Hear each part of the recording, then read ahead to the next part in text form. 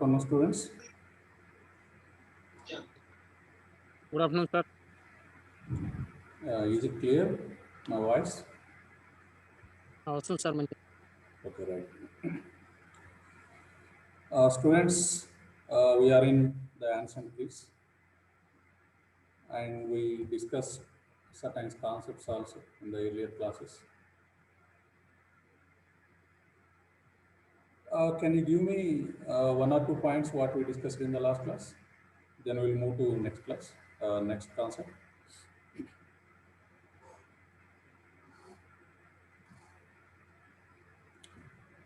At least give me one or 2 points.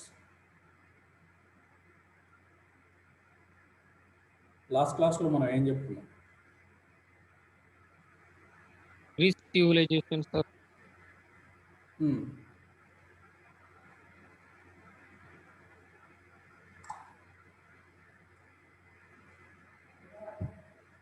Grace సివిలైజేషన్లో ఏం చెప్పుకున్నాం?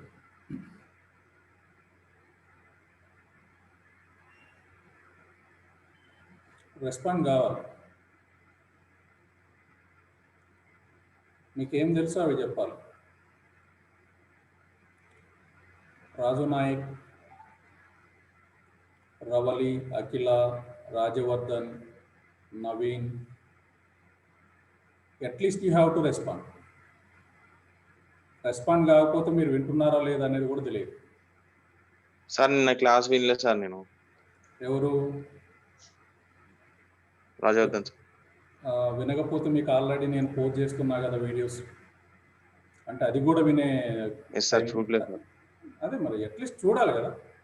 అవి కూడా చూడకపోతే ఇక టీచర్ ఏం చెప్పాలి మీకు? ఇది ఏమైనా ఫిజికల్ క్లాసా? డైరెక్ట్గా మీరు వింటున్నారా లేదా అని తెలియడానికి. అట్లీస్ట్ క్లాస్ జరిగేటప్పుడు కూడా టీచర్స్కి అడిగిన దానికి రెస్పాండ్ కాకపోతే Rajavardhan is okay, is responding some times. Whatever others, Raju Nayak, Ravali ఏమింటున్నారు చెప్పండి. లాస్ట్ క్లాస్లో ఏం చెప్పుకున్నాం? రాజు నాయక్ ఉన్నావా? సార్ అవును సార్, జియోగ్రాఫికల్ ఫ్యూచర్స్ చెప్పుకున్నాం సార్. ఓకే, ఇంకేం చెప్పుకున్నాం? ఎకనామీ గురించి, సొసైటీ. అంటే నువ్వు జనరల్గా చెప్పదు, అంటే మనం యాన్షియంట్ గ్రీస్లో ఏం చెప్పుకున్నాం అనేది కావాలి. అంటే నువ్వు అన్ని సివిలైజేషన్స్కి వర్తించే చెప్తే ఎట్లా? Ravali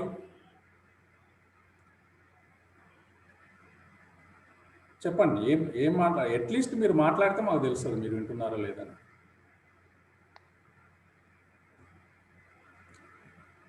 okay, right. Social conditions of ancient Greece. Social conditions of ancient Greece. Okay, social conditions, right.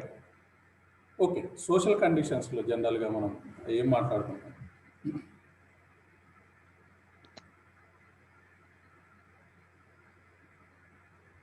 Okay, so ఎందుకు మనం టైం వేస్ట్ చేసుకున్నాం, right. So in the last class we discussed about the society of ancient Greece. In the society we had various things from the certain races which migrated to Greece territories and which settled in basically. Okay, so on the basis of the migration and settlement of those particular races, and nearly 5 to 6 races entered from ancient Minor, Asia Minor and Egypt, like that. And these races, those who are strong, they can dominate on the weak. Okay, so జనరల్గా ఏదైతే బలవంతుడు బలహీనం అనేటటువంటి concept ఏదైతే మనకు కనిపిస్తుందో చరిత్రలో, అది ఈ యాన్షియంట్ గ్రీస్లో కూడా కనిపిస్తుంది. ఇక్కడ అయోనియన్స్, అట్లనే ఏకియన్స్, అట్లనే ఇంకా రకరకాలైనటువంటి ఏదైతే ఇక్కడ జాతులు అనేటటువంటి వాళ్ళు వచ్చి సెటిల్ అయ్యారో, సో వాళ్ళు ఒకళ్ళ మీద ఒకళ్ళు డామినేట్ చేసుకునే పెత్తనం లేదా ఆధిపత్యం చెలాయించుకునేటటువంటి పద్ధతి ఉండేది. అయితే క్రమక్రమంగా అది తగ్గిపోతూ సో వాళ్లకు ఒకళ్ళకొకళ్ళు కలిసిమెలిసి జీవించే పరిస్థితి రావడం, ఏదైతే వాళ్ళ సంస్కృతి మొత్తం కూడా ఏదైతే ఒక మిశ్రమ సంస్కృతిగా మారిపోవడం, అట్లనే ఏదైతే వాళ్ళలో ఒక జాతీయవాదం అనేటటువంటి అంటే ఒకటే అనేటటువంటి భావన వాళ్ళలో రావడం, ఏదైతే బయట నుంచి ఏదైనా అటాక్ జరిగినప్పుడు whenever the external attacks taken place, at that time they showed their strength by showing their oneness and with avoiding their differences in certain races. Okay.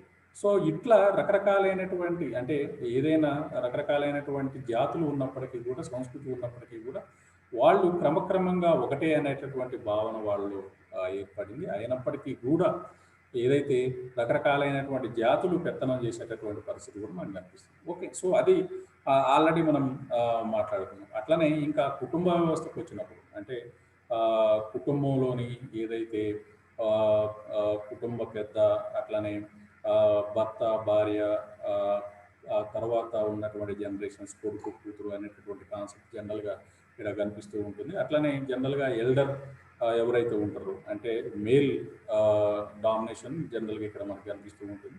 So ఫిమేల్కి మనం అంత రెస్పెక్టబుల్ పొజిషన్ లేదని కూడా మనం మాట్లాడుకున్నాం. కానీ కొన్ని సమయాల్లో మాత్రమే ఆమెకి ఏదైతే ఉమెన్కి సన్మానించడం లేకపోతే రెస్పెక్ట్ ఇవ్వడం అనేటటువంటిది 1-2 పరిస్థితుల్లో మాత్రం మనకు కనిపిస్తుంది. ఓకే, సో జనరల్గా ఇక్కడ ఏదైతే ఒక కుటుంబం ఉందో ఆ కుటుంబంలో మెయిల్ డామినేషన్, అట్లనే ప్యాట్రియార్కల్ ఏదైతే ఫ్యామిలీ మనకు కనిపిస్తూ ఉంటుంది. అట్లనే ఇక్కడ మేల్కి ఎక్కువ ఇంపార్టెన్స్ అనేది కనిపిస్తుంది. అట్లనే ఏదైతే పుట్టినటువంటి మగ బిడ్డ ఏదైతే ఉందో 7 years వరకు కుటుంబంలోనే ఉంచుకొని, అట్లనే 7 years తర్వాత వాళ్ళు ఆటోమేటిక్గా ఏదైతే మిలిటరీ ట్రైనింగ్ స్కూల్స్కి వెళ్ళిపోయేటటువంటి వాళ్ళు, ఆ మిలిటరీ ట్రైనింగ్ స్కూల్లో జాయిన్ అయినటువంటి వాళ్ళు దగ్గర 12 years అక్కడ ట్రైనింగ్ పొందిన తర్వాత 20 years ఆ టయానికి వాళ్ళు ఆ మిలిటరీ ట్రైనింగ్ స్కూల్ నుంచి డైరెక్ట్గా వాళ్ళు మిలిటరీలోకి వెళ్ళిపోయేటటువంటి పరిస్థితి ఉంది. ఓకే, సో ఇక 30 years కంప్లీట్ అయిన తర్వాత సో వాళ్ళు కావాలనుకుంటే ఇంటికి వచ్చేయచ్చు, లేదంటే వాళ్ళు అక్కడ ఏదైతే మిలిటరీలోనే కంటిన్యూ అయ్యేటటువంటి ఒక పరిస్థితి ఇక్కడ కనిపిస్తుంది. ఓకే, సో ఇక్కడ ఏదైతే మిలిటరీ ట్రైనింగ్ స్కూల్ అనేటటువంటిది ఉందో డ్రోమాయ్ అని అంటాం. Okay, so dromoi which are like a military training school and where every male child spend their life after the 7 years up to the 20 years in the Dromites. Okay, so after completion of the training they directly go to the military. They spend their life up to 30 years. Okay, so after that they can also continue in the military or they left the military. Okay, so ఇది ఒక రకమైనటువంటి అక్కడ పరిస్థితి కంపల్సరీగా ఉండేది. ఇక రకరకాలైనటువంటి city states మనకు కనిపిస్తే ఆ సిటీ స్టేట్స్లో మ్యాక్సిమం ఇదే పరిస్థితి ఉండేది, 1-2 సిటీ స్టేట్స్లో మినహా. ఓకే, సో ఇక ఉమెన్ పొజిషన్కి వచ్చినప్పుడు ఉమెన్ మొత్తం కూడా డొమెస్టిక్ పర్పస్కి మాత్రమే వాళ్ళు పరిమితమయ్యేటటువంటి వాళ్ళు. సో వాళ్ళకి అంటే ఎడ్యుకేషన్ కూడా పర్మిట్ చేసేటటువంటి పరిస్థితి ఉండేది. అంటే ఎడ్యుకేషన్ కూడా వాళ్ళు నేర్చుకునేటటువంటి అవకాశాలు వాళ్ళు ఇవ్వలేదన్నమాట. ఓకే, సో ఇక ఉమెన్కి ఎప్పుడు రెస్పెక్టబుల్ పొజిషన్ ఉంటుందంటే ఎవరైతే వాళ్ళ కొడుకు మిలిటరీలో ఉన్నప్పుడు ఏదైనా యుద్ధాలు జరిగిన క్రమంలో వీరమరణం పొందినప్పుడు జనరల్గా ఆ వీరమరణం పొందినటువంటి సోల్జర్ యొక్క తల్లిని సన్మానించి పూలమాలతో సత్కరించేటటువంటి ఒక పరిస్థితి ఉండేది. అంతేగాని ఇక్కడ ఎలాంటి అకేషన్లో కూడా భర్త భార్యని తీసుకెళ్లేటటువంటి పరిస్థితి మాత్రం ఉండేది కాదు. ఓకే, సో ఇక సొసైటీ స్ట్రక్చర్ తీసుకున్నప్పుడు సొసైటీ స్ట్రక్చర్లో జనరల్గా 2 టైప్ ఆఫ్ స్ట్రక్చర్ మనకు కనిపిస్తుంది. ఒకటి ఏదైతే ఒక రిచ్ క్లాస్ మనకు కనిపిస్తుంది, అట్లనే కామన్ పీపుల్. సో ఇక రిచ్ క్లాస్ని అప్పర్ స్టేటా అనుకున్నట్లయితే అప్పర్ స్టేటాలో ఏదైతే మనకి రాయల్ ఫ్యామిలీస్, అట్లనే రాయల్ ఫ్యామిలీస్కి అటాచ్డ్గా ఉన్నట్టు ప్రీస్ట్లీ క్లాస్, అట్లనే ల్యాండ్ లార్డ్స్, అట్లే మర్చెంట్ క్లాస్ ఏదైతే ఉంది వీళ్ళందరూ కూడా మనకి ఈ అప్పర్ స్టేటాలో కనిపిస్తారు. ఇక కామన్ పీపుల్ చూసుకున్నట్లయితే ఇక్కడ ల్యాండ్లెస్ లేబర్, వాళ్ళతో పాటు స్లేవర్. ఓకే, సో ఇక బానిసలకి సంబంధించినటువంటి పరిస్థితులు మనం ఆల్రెడీ మాట్లాడుకున్నాం. అట్లనే ఈ కామన్ పీపుల్ ఏవైతే ఉన్నాయో వాళ్ళని నాయ్టాయ్ అట్లనే క్లోరోట్స్గా 2 రకాలైనటువంటి సబ్ డివిజన్స్ కూడా కనిపిస్తాయి. నాయ్టాయ్స్ అంటే ఏదైతే ఒకే రాష్ట్రానికి సంబంధించినటువంటి వ్యక్తులని మనం ఇక్కడ నాయ్టాయ్స్ అంటాం. అట్లనే క్లోరోట్స్ అంటే వివిధ రకాలైనటువంటి ఏదైతే నగర రాజ్యాలకు సంబంధించి వాళ్ళు గుంపులుగా నివాసం ఉండటంతో పాటు వాళ్ళకు ఒక నాయకుడు ఉండేటటువంటి ఒక గుంపులుగా ఉన్నటువంటి పరిస్థితి ఏదైతే ఉందో, సో ఒక నాయకత్వంలో గుంపులుగా నివసించేటటువంటి వాళ్ళని క్లోరోట్స్ అంటారు. ఓకే, సో ఇట్లా ఒక రకమైనటువంటి డివిజన్ మనకు కనిపిస్తుంది. ఇక్కడ స్లేవ్స్ అనేటటువంటి వాళ్ళకి ఎలాంటి రైట్స్ లేవు. ఓకే, సో వాళ్ళకి ఎలాంటి అంటే ఒక్కోసారి వాళ్ళు స్వేచ్ఛగా బతికేటటువంటి పరిస్థితి ఉన్నప్పటికీ కూడా వాళ్ళు ఎదిరిస్తారేమో, ఫ్యూచర్లో వీళ్ళ ద్వారా మనకి ఏమన్నా ఇబ్బంది కలుగుతుందేమో అని అలాంటి వాళ్ళని అంటే కొంచెం శారీరకంగా బలంగా ఉండి తెలివిగా ఉన్నటువంటి స్లేవ్స్ని ముందుగానే చంపించి వేసేటటువంటి పరిస్థితి కూడా ఉండేది. అట్లనే ఇంకా చూసుకున్నట్లయితే ఎలిట్స్ అనేటటువంటి ఒక రకమైనటువంటి స్లేవ్స్ మనకి ఏథెన్స్, స్పార్టా అనేటటువంటి నగరాల్లో కనిపిస్తుంటారు. సో వాళ్ళని ఏదైతే ఆ మిలిటరీ ట్రైనింగ్లో భాగంగా వాళ్ళకి యుద్ధానికి సంబంధించినటువంటి ఏదైతే టెక్నిక్స్ నేర్పేటటువంటి క్రమంలో లేదా బాణాలు ఉపయోగించేటటువంటి క్రమంలో సో ఎలిట్స్ అనేటటువంటి స్లేవ్స్ని వాళ్ళని ఏదైతే ఒక టార్గెట్లుగా పెట్టి వాళ్ళని చంపివేసేటటువంటి ఒక పరిస్థితి కూడా మనకి ఈ సొసైటీలో కనిపిస్తూ ఉంటుంది. ఎరిక్సా sir? Helots, HELLITS. Okay, so ఇక ఏదైతే వాళ్ళకి అంటే విద్యార్థులకి శౌర్యాన్ని చూపించడానికి ఈ ఎలిట్స్ అనేటటువంటి వాళ్ళని ఇస్తూ ఉండేటువంటి. ఓకే, సో ఇక ఇవి ఇలాంటివి కొన్ని మన సొసైటీకి సంబంధించినటువంటి అంశాలు మనం మాట్లాడుకున్నాం లాస్ట్ క్లాస్లో. ఓకే, సో ఇక ఈరోజు ఏదైతే ఎకానమీ, ద ఎకనామికల్ స్ట్రక్చర్ ఏదైతే ఉందో జనరల్గా గ్రీక్ సివిలైజేషన్లో ఉన్నటువంటి ఎకానమీని మనం చెప్పుకున్నప్పుడు జనరల్గా ఇక్కడ ఉన్నటువంటి భౌగోళికపరమైనటువంటి పరిస్థితులు చూసుకున్నట్లయితే వాళ్ళకి చుట్టూ అంటే 3 వైపులా వాటర్ ఉన్నప్పటికీ అంటే అయోనియన్ సీ, మెడిటేరియన్, ఏజియన్ ఇట్లా 3 పక్కల వాటర్ ఉన్నప్పటికీ కూడా అక్కడ ఉన్నటువంటి ల్యాండ్ కొంచెం ఇది గట్టిగా ఉండటం ద్వారా అంటే అక్కడ ఉన్నటువంటి ల్యాండ్ అంతా వ్యవసాయానికి అనువుగా లేకపోవడం ద్వారా వాళ్ళు వ్యవసాయేతర పనుల మీద ఎక్కువగా ఆధారపడినట్టుగా మనం చెప్పుకోవచ్చు. ముఖ్యంగా ఏదైతే చేతి పనులు, పశుపోషణ, అట్లనే సముద్రం మీద చేసేటటువంటి వ్యాపారం, అట్లనే ఏదైతే చేపల వేట, ఫిషరీ, ఇవన్నీ కూడా వాళ్ళకి ప్రధానమైనటువంటి జీవన ఆధారంగా ఉండేవి. అట్లనే ఇక వ్యవసాయానికి సంబంధించి మనం మాట్లాడుకున్నప్పుడు అక్కడ కొంతవరకు ఒక సిస్టమాటిక్ అగ్రికల్చర్ అనేటటువంటిది వాళ్ళు ఫాలో అయినట్టుగా మనం చెప్పుకోవచ్చు. ఓకే, సో దానికంటే ముందు I have to share my screen and then I will continue my lecture.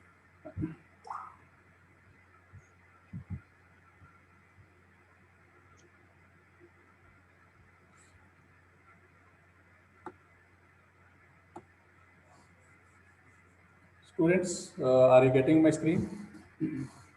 Sir. Right. So the ancient economy, it may be somewhat confusion because there are certain hurdles and you find certain difficulty while collecting certain things regarding this economy of ancient Greece. Because we find here the three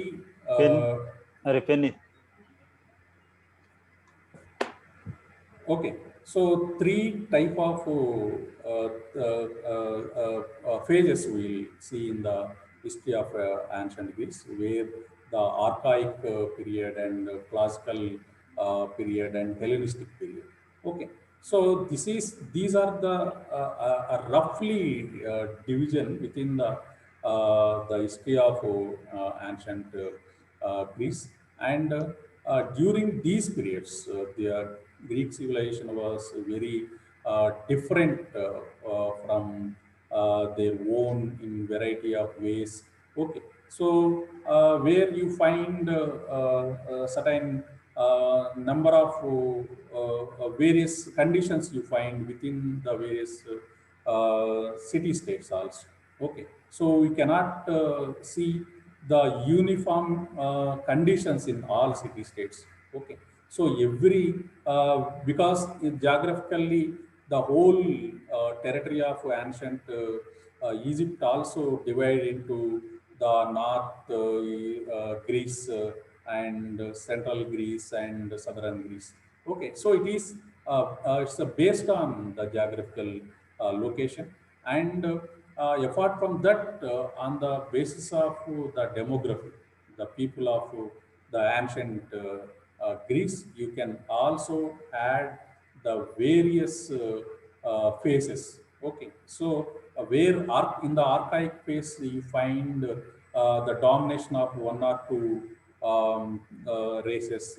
In the classical age, you find another one or two domination of these races, and in the Hellenistic period, you see the basically the Persian and other external people's dominance. Okay, so likewise, the economy of this ancient Greece maybe had the different aspects, and we can divide these into different bases.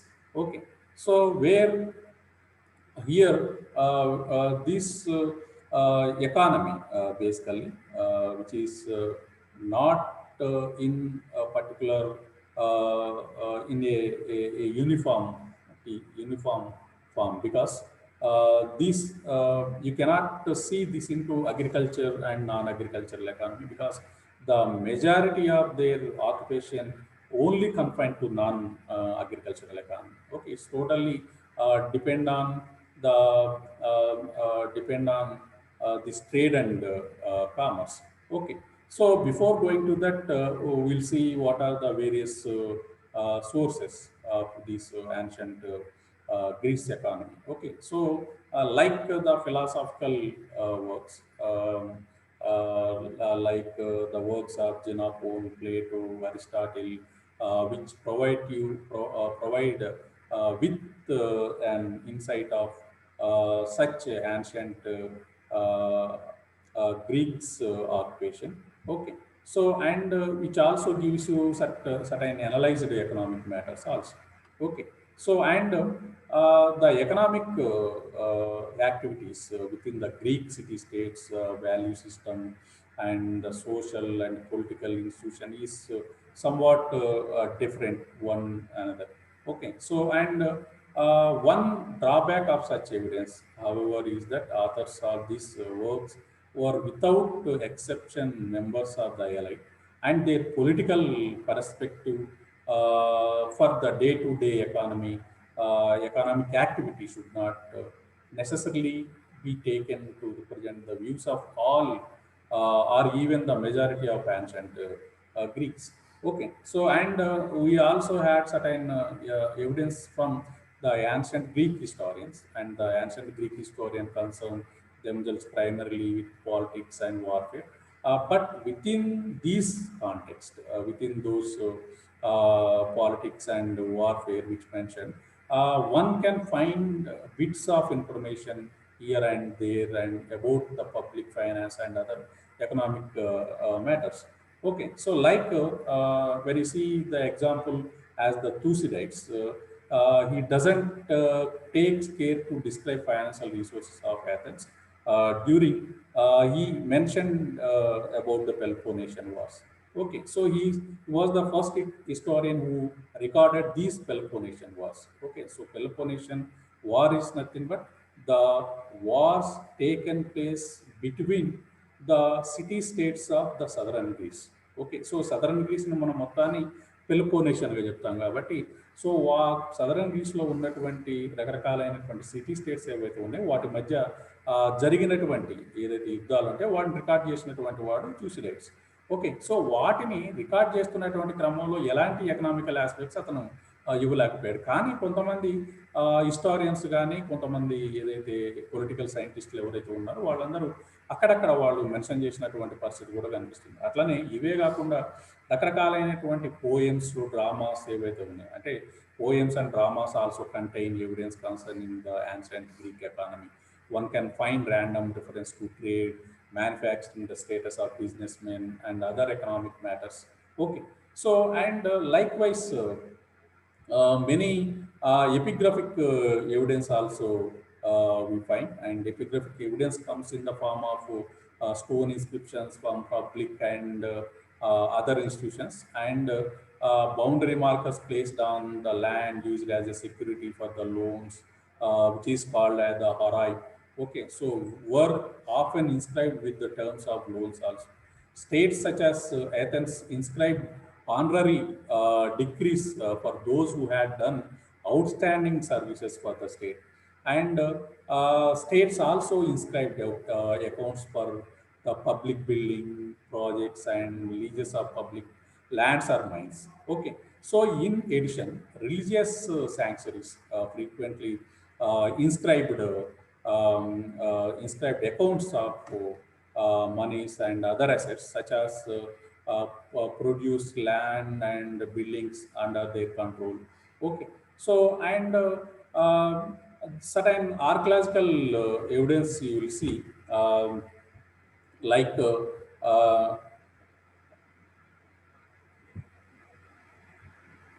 okay, so this is you are observing the on the screen is like the ancient Greeks, the roughly divided division or phases within the ancient Greeks, and you find certain qualitative methods of economic analysis.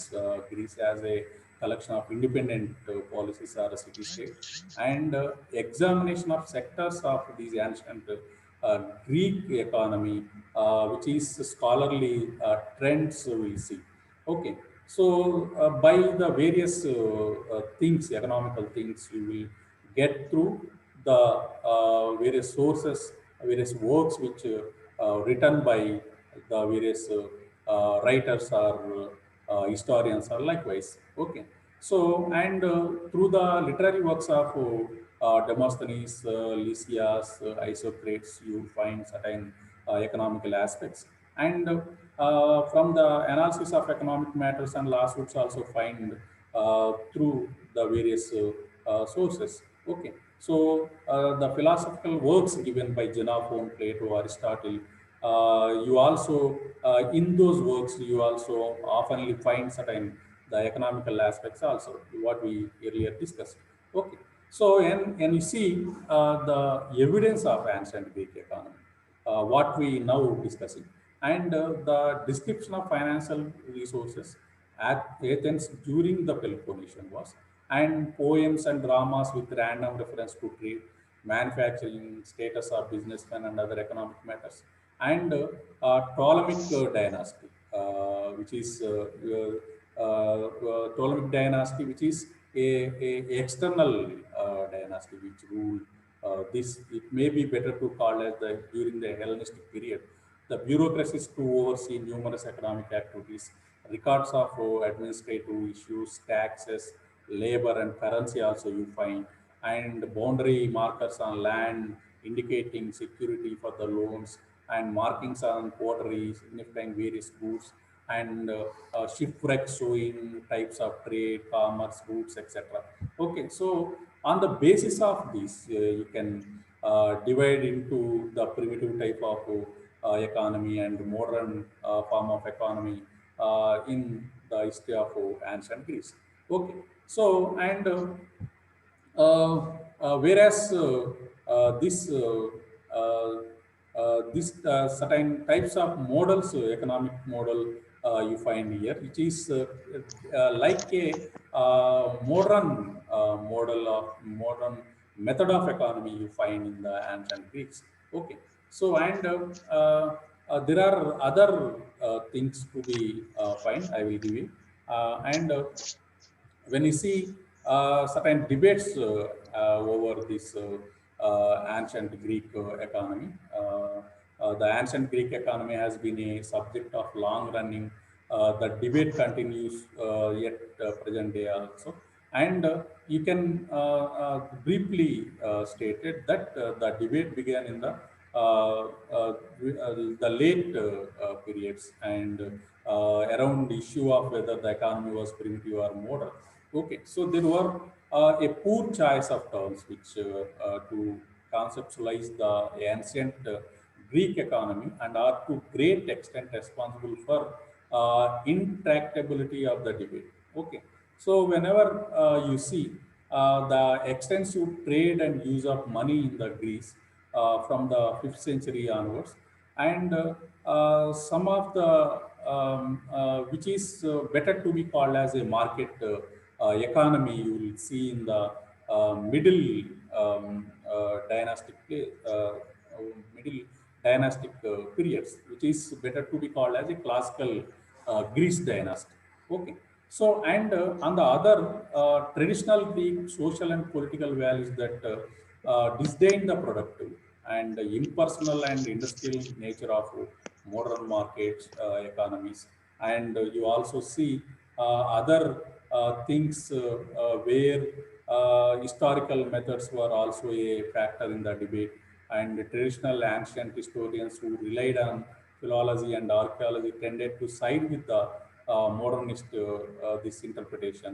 And whereas the historians who employed new methods drawn from the various other sectors as also from the society basically. Okay, so uh, where these things you'll see like the ancient Greek things like the which is better to be called as the economy in the words of the which is similar to today's economy. Okay, so because where the whole economy of ancient Greece was like a which is depend on this trade and commerce at that time, and seaborne trade is the majority of the trade which they followed in the ancient Greece.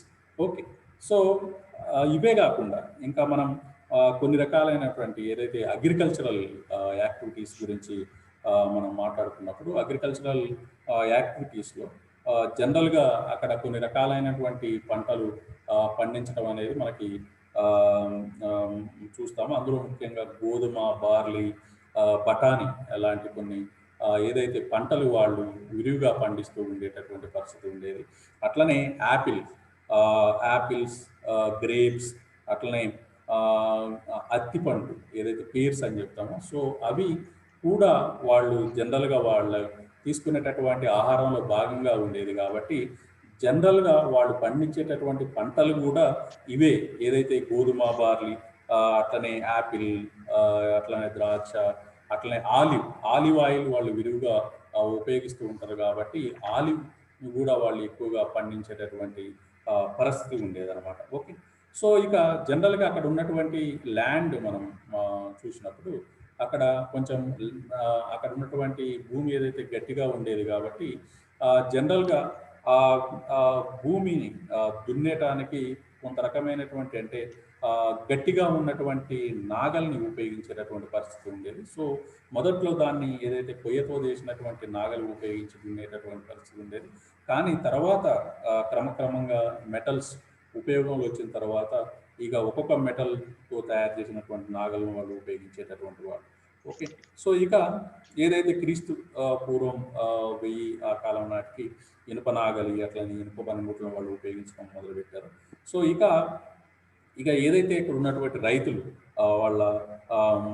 వాళ్ళ యొక్క ఏదైతే clothing structure మనం చూసుకున్నప్పుడు, so అక్కడ ఏదైతే కొన్ని ముతక బట్టలు ఉన్నితో చేసినటువంటి కొన్ని రకాలైన కొన్ని కంబళ్లను, అట్లనే మట్టితో చేసినటువంటి కొన్ని రకాలైనటువంటి వస్తువులని వాళ్ళు ఉపయోగించడం అనేది మనం చూడవచ్చు. ముఖ్యంగా మట్టి కుండల్ని వాళ్ళు విరివిగా ఉపయోగించేటటువంటి వాళ్ళు. అట్లనే ఇక వాళ్ళు ఉపయోగించేటటువంటి ఫుట్వేర్ చూసుకున్నట్లయితే they use the footwear which made with the leather. Okay, so చర్మంతో చేసినటువంటి పాదరక్షలు వాళ్ళు ఉపయోగించినట్టుగా మనం చెప్పుకోవచ్చు. ఓకే. సో ఇక జనాభా పెరుగుతున్న కొద్దీ ఏదైతే ఆహార ధాన్యాలు ఉత్పాదన ఏదైతే సరైనంతగా అంటే ప్రొడక్షన్ సరిగా లేకపోవడంతో వారు ఏదైతే బయట నుంచి వచ్చేటటువంటి దిగుమతుల మీద ఎక్కువగా వాళ్ళు ఆధారపడాల్సి ఉండేది. సో అందుకని ఏదైతే రకరకాలైనటువంటి ఏదైతే సిటీ స్టేట్స్ మనకు కనిపిస్తాయి, ముఖ్యంగా అక్కడ ఉన్నటువంటి సిటీ స్టేట్స్ చూసుకున్నట్లయితే ఏథెన్స్, కారింత్ లాంటి కొన్ని సిటీ స్టేట్స్ ఏవైతే ఉన్నాయో, సో ఆ ప్రాంతాల్లో ముఖ్యంగా వాళ్ళు ఏదైతే సముద్రయానాన్ని కంపల్సరీ వాళ్ళు ఉపయోగించడం మొదలుపెట్టారు. అట్లనే క్రీట్కి సంబంధించినటువంటి క్రీట్ అనే సిటీ స్టేట్కి సంబంధించినటువంటి వర్తకులు ఎవరైతే ఉన్నారో వాళ్ళు ఏదైతే మెడిటేరియన్ సీ లో ఉన్నటువంటి సిసిలీ కానీ ట్యునీషియా లాంటి కొన్ని ఏదైతే ద్వీపాలను దాటి ప్రజెంట్ స్పెయిన్ టెరిటరీలోకి వాళ్ళు ఎంటర్ అయ్యేటటువంటి పరిస్థితి ఉండేది. దాని ద్వారా మిగతా ప్రజెంట్ యూరోపియన్ ప్రాంతాలు ఏవైతే ఉన్నాయో వాటితోని వర్తక వ్యాపారాలు వాళ్ళు చేసుకున్నటువంటి పరిస్థితి ఉండేది. ఓకే. సో ఇక జనరల్గా వాళ్ళు ఏదైతే ఆలివ్ నూనె ఏదైతే ఉన్నదో, సో ఆలివ్ ఆయిల్ వాళ్ళు ఎక్కువగా ఇష్టపడినటువంటిది. వాళ్ళు అన్ని రకాల అంటే అన్ని విధాలుగా ఆలివ్ ఆయిల్ను వాళ్ళు ఉపయోగిస్తూ ఉండేటటువంటి పరిస్థితి ఉండేది. ఓకే. సో ఇక దాంతోపాటు లిక్కర్, మద్యం ఏదైతే ఉందో దాన్ని, అట్లనే సో ఇవి వీళ్ళ దగ్గర ఉన్నటువంటి కొన్ని సర్ప్లస్ థింగ్స్ ఏవైతే ఉన్నాయి, ముఖ్యంగా ఆలివ్ ఆయిల్ ఒకటి, అట్లనే లిక్కర్ ఒకటి, అట్లనే క్యాటిల్, అట్లనే స్లేవ్స్ వాళ్ళ దగ్గర ఉన్నటువంటి సర్ప్లస్ థింగ్స్ అనమాట. సో ఇవన్నీ వాళ్ళు ఏదైతే జనరల్గా వేరే వాళ్ళకి ఇచ్చి పశువులు కాదు, పశువులకి బదులు ఇవి ఆలివ్ ఆయిల్, లిక్కర్, అట్లనే బానిసలు లాంటి వాళ్ళని ఇచ్చి వీటిని పొందేటటువంటి పరిస్థితి ఉండేది. అట్లనే డయానిసిస్ అనే ఒక మధ్య దేవత, అంటే లిక్కర్ గాడ్గా మనం చెప్పుకున్నాం. సో వాళ్ళకి ఆ దేవతని పూజించేటటువంటి పరిస్థితి కూడా ఇక్కడ ఉండేదన్నమాట. సో ఇక్కడ ఏదైతే వీళ్ళ వర్తక వ్యాపార వ్యవస్థలో మధ్య దేవతకి డయాసిస్కి ఒక ముఖ్యమైనటువంటి పాత్ర కూడా ఉండేదన్నమాట. సార్ డయాసిసా sir? Dionysus, DIONESIUS, Dionysus. Okay. So ఇక ఇవన్నీ మనం ఏదైతే గాడ్ అండ్ గాడెసెస్కి సంబంధించి జిఎస్, అపోలో లాంటి వాళ్ళకి సంబంధించి మనం మత అంశాలు మాట్లాడుకున్నప్పుడు చెప్పుకుంటాం. ఓకే. సో ఇక బ్లాక్ సీ ఏదైతే ఉందో, బ్లాక్ సీ, అట్లనే ఏషియన్ మైనర్, అట్లనే ప్రజెంట్ ఇటలీ టెరిటరీ ఏదైతే ఉందో వాళ్ళ ఆయా ప్రాంతాల్లో ఈ గ్రీక్స్ వాళ్ళు కొన్ని వలసలు ఏర్పాటు చేసుకున్నటువంటి పరిస్థితి కూడా ఉండేది. కాబట్టి ఆటోమేటిక్గా ఈ యాన్షియంట్ గ్రీస్ టెరిటరీని వాళ్ళు ఏదైతే విస్తరించినటువంటి పరిస్థితి కూడా ఉండేది. కాబట్టి అదేవిధంగా వ్యాపారాన్ని కూడా వాళ్ళు విస్తరించుకోవడం అనేటటువంటిది జరిగింది. ఓకే. సో ఇక కారింత్ అనేటటువంటిది ముఖ్యమైనటువంటి వ్యాపార కేంద్రంగా మారిపోయింది. కారింత్ అనేటటువంటి ఒక నగర రాజ్యం. తర్వాత ఏదైతే ఏథెన్స్, అట్లనే స్పార్టా లాంటివి కూడా అవి ఇది వర్తక కేంద్రాలుగా మారిపోయింది. అట్లనే డాన్యూబ్ పరిసర ప్రాంతాల నుంచి వాళ్ళు ఎక్కువగా ఏదైతే క్యాటిల్ని తెచ్చుకునేటటువంటి పరిస్థితి ఉండేది. ఓకే. సో అట్లనే ఏదైతే ఈ మర్చెంట్స్ అందరూ కూడా ఈజిప్ట్, మెసోపోటామియా నుండి రకరకాలైనటువంటి తివాచీలు కానీ, అట్లనే కంబళ్ళు, లేకపోతే పేల్స్ ఏదైతే రత్నాలు ఉన్నాయో, అట్లనే సిల్క్ సంబంధించినటువంటి వాటిని వాళ్ళు దిగుమతి చేసుకునేటటువంటి పరిస్థితి ఉండేది. అట్లనే మిగతా ప్రాంతాల నుంచి స్పైసెస్, సుగంధ ద్రవ్యాలు ఏవైతే అవి కూడా వాళ్ళు దిగుమతి చేసుకునేటటువంటి పరిస్థితి ఉండేది. సో వీళ్ళకి ఇంకా అంటే స్కారసిటీ ఉన్నటువంటి పదార్థాలు ఏవైతే కొన్ని మిల్క్ ప్రోడక్ట్స్, అట్లనే కొన్ని గ్రెయిన్స్, ధాన్యం కూడా కొంత వీళ్ళకి స్కారసిటీ ఉండేది. కాబట్టి వాటిని కూడా వాళ్ళు మిగతా ప్రాంతాల నుంచి తెచ్చుకునేటటువంటి పరిస్థితి ఉండేది. ఓకే.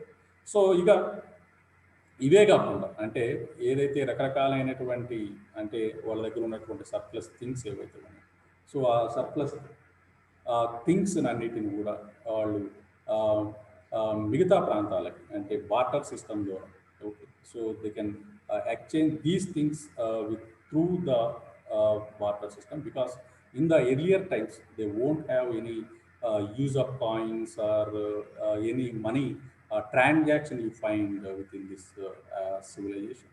ఓకే, సో ఇవే కాకుండా ఎప్పుడైతే మనం క్రీస్తు పూర్వం 500 సంవత్సరాల తర్వాత అంటే హెలెనిస్టిక్ పీరియడ్ కాలంలో మనం చూసుకున్నట్లయితే కొన్ని రకాలైనటువంటి కాయిన్స్ ఉపయోగంలోకి రావడం అనేది కనిపించింది. అట్లనే ఆ వస్తు మార్పిడి వ్యవస్థ క్రమక్రమంగా అంటే కొంచెం డిక్లైన్ అవుతున్నట్టుగా మనకి ఈ హెలెనిస్టిక్ పీరియడ్లో మాత్రం మనకు కనిపిస్తూ ఉంటుంది అనమాట. ఓకే, సో ఇక హెలెనిస్టిక్ పీరియడ్లో జరిగినటువంటి అంశాలు మనం చూసుకున్నట్లయితే ఏదైతే పర్షియన్ అటాక్స్ కనిపిస్తాయి, అందులో అలెగ్జాండర్ అటాక్స్ చూసినట్లయితే దాని ద్వారా ఇక్కడ ఈ యాన్షియంట్ గ్రీస్లో రకరకాలైనటువంటి మార్పులు ఈ వ్యాపారంలో జరగడం అనేటటువంటిది జరిగింది. ముఖ్యంగా ఏదైతే ప్రపంచ మార్కెట్ అనేటటువంటి ఒక భావన ఏర్పడింది అన్నమాట. ఓకే, సో ఇక్కడ వెస్ట్ ఆఫ్రికా అట్లనే సెంట్రల్ ఏషియా అట్లనే ఇండియా వరకు కూడా ఆ మార్కెట్ అనేటటువంటి విస్తరణ జరగడం, అట్లనే ఈజిప్ట్ అతను ఏదైతే అలెగ్జాండర్ అటాక్స్లో భాగంగా ఇన్వేషన్లో భాగంగా ఏదైతే ఈజిప్టు పరిసర ప్రాంతాల్లో ఉన్నటువంటి అలెగ్జాండ్రియా కానీ అట్లనే సిరియాలో ఉన్నటువంటి యాంటియోక్ అట్లనే రోడ్స్ అనేటటువంటి పట్టణాలతోని ఏదైతే ఈ యాన్షియంట్ గ్రీస్కి సంబంధించినటువంటి సంబంధాలు ఏర్పడటం ద్వారా ఆటోమేటిక్గా అవన్నీ ఏదైతే ఒక అంతర్జాతీయ వ్యాపార కేంద్రాలుగా మారిపోయినాయి, వాటితో ఈ గ్రీస్కు ఉన్నటువంటి సంబంధాలు ఏదైతే అంతర్జాతీయ మార్కెట్ సంబంధాలుగా మనం చెప్పుకోవచ్చు. ఓకే, సో ఇక అక్కడ ఉన్నటువంటి రకరకాలైనటువంటి ఏదైతే ఫెసిలిటీస్ మనం ఇన్ఫ్రాస్ట్రక్చర్ చూసుకున్నట్లయితే అంటే రోడ్ల నిర్మాణం అట్లనే ఓడరేవులను వృద్ధి చేయడం అనేటటువంటిది ఈ హెలెనిస్టిక్ పీరియడ్లో బాగా జరిగినాయి. అట్లనే ఏదైతే వార్ జరిగినటువంటి ప్రాంతాల నుంచి అంటే ఆయా ప్రాంతాల మీద ఏదైనా ఇన్వేషన్ జరిగినప్పుడు ఓడిపోయినటువంటి ప్రాంతాల నుంచి రకరకాలైనటువంటి వస్తువుల్ని తీసుకురావడం, అక్కడ నుంచి విలువైనటువంటి వస్తువుల్ని తీసుకొచ్చేటటువంటి ఒక పరిస్థితి ఈ ప్రాంతం నుంచి మొదలైంది. సో అట్లా గ్రీక్లోకి రకరకాలైనటువంటి విలువైనటువంటి వస్తువులు రావడం మొదలుపెట్టాయన్నమాట. ఓకే, సో ఇక గ్లాస్, నూలు బట్టలు అట్లనే స్పైసెస్ అట్లనే లోహాలని ఉత్పత్తి చేసేటటువంటి రకరకాలైనటువంటి ఏదైతే మ్యానుఫ్యాక్చరింగ్ యూనిట్స్ ఏవైతే ఉన్నాయో సో వాటిని మిగతా ప్రాంతాల నుంచి నేర్చుకొని అవి ఈ యాన్షియంట్ గ్రీస్లో కూడా వీళ్ళు ఏదైతే మొదలుపెట్టడం అనేటటువంటిది జరిగింది. సో ఇక వ్యవసాయానికి కాకుండా ఏదైతే వ్యాపారాలలో భాగంగా ఒక ప్రాంతం నుంచి ఇంకో ప్రాంతానికి సప్లై చేసేటటువంటి గూడ్స్ని అండ్ ఫినిష్డ్ గూడ్స్ని సప్లై చేసేటటువంటి క్రమంలో వీళ్ళు ఏదైతే గుర్రాన్ని ఉపయోగించడం అనేటటువంటిది మొదలైంది. దాని ద్వారా వ్యాపారం కాస్త ఫాస్ట్గా నడవటం అనేటటువంటిది మనం చూస్తాం. ఓకే, సో డియర్ స్టూడెంట్స్, ఇది అప్పటి ఏదైతే యాన్షియంట్ గ్రీస్ ఎకానమీకి సంబంధించినటువంటి అంశాలు. సో ఎకానమీ ఆఫ్ యాన్షియంట్ గ్రీస్కి సంబంధించి ఇంకేమైనా మీకు డౌట్స్ లాంటివి ఉంటే జనరల్గా ఇక్కడ ప్రైవేట్ సెక్టార్స్ అనేటటువంటి ఒక ఏదైతే కాన్సెప్ట్ ఇది మనకి యాన్షియంట్ గ్రీస్ నుంచే మొదలైంది. సో ఇది కూడా ఒక మనం యాన్షియంట్ గ్రీస్ మోడల్గానే మనం మాట్లాడుకుంటాం. Okay, so these are the various things regarding the economy of ancient Greece. Okay, so students, you have any doubts regarding this? Now you are welcome to ask.